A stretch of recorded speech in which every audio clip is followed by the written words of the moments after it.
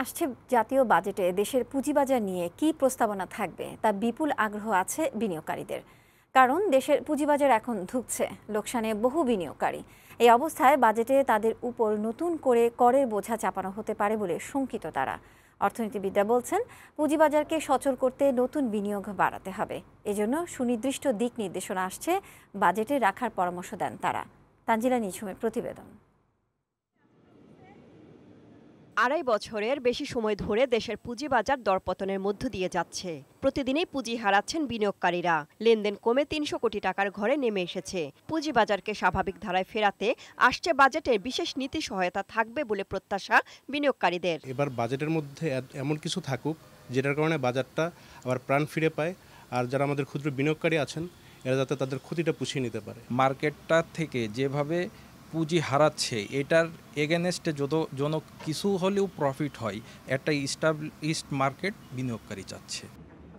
পুঁজিবাজারের বর্তমান পরিস্থিতি বিবেচনা করে আসছে বাজেটে বিনিয়োগকারীদের ওপর নতুন করে করের বোঝা না চাপানোর দাবি জানিয়েছেন ডিএসসির চেয়ারম্যান। ক্যাপিটাল গেইনের উপর ট্যাক্স বসার একটা পরিকল্পনা হয়তো নিচ্ছে। খুব শক্তভাবে এটা প্রতিবাদ করছি।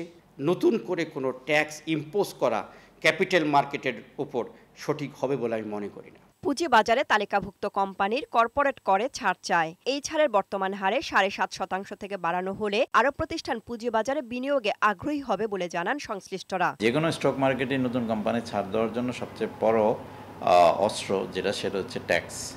একটা ট্যাক্স বেনিফিট দিতে হয়। আমরা চাচ্ছি যে প্রাইভেট এবং পাবলিকলি লিস্টেড কোম্পানির মধ্যে ট্যাক্স ডিফারেন্সটা আরেকটু ওয়াইড হয়। ব্যাংক, বিমা, এনবিএফআই, নন ব্যাংক যাদেরকে বলি, ওনাদেরকে এই মার্কেটে আনার জন্য কিছু ছাড় তো দিতে হবে। অর্থনীতিবিদরা বলছেন, পুঁজিবাজারকে স্বাভাবিক করতে আসছে বাজেটে উদ্যোগ থাকতে হবে। সেগুলো যাতে যথাযথভাবে বাস্তবায়ন হয় তারও তদারকি দরকার। কিছু মানুষ আছে যারা এটাকে নিয়ন্ত্রণ করে, অন্য জায়গার মতো আর কি। এখানেও আরেকটা দুষ্ট চক্র আছে।